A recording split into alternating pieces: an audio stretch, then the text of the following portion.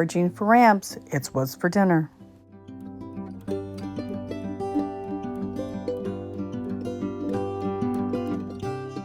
Rebel canners, teaching all kinds of food preservation, especially those old ways that we really need right now.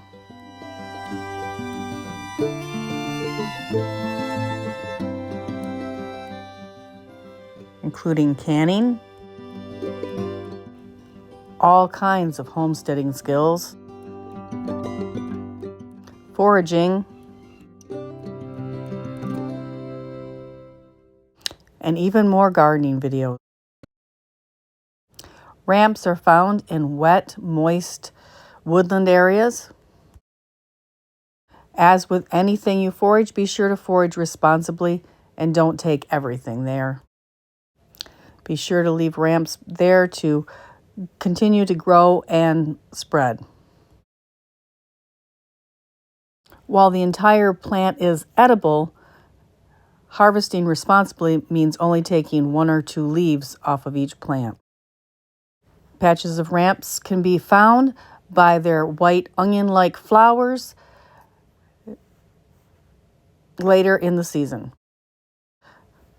This video is using stock photos, but again, just harvest a few of the leaves. You don't need to take the whole plant. Let it propagate itself.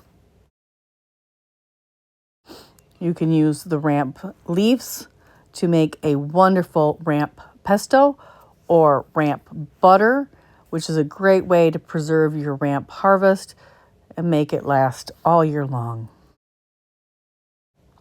Ramps are a member of the leek family, and they freeze really well as being made into a ramp pesto.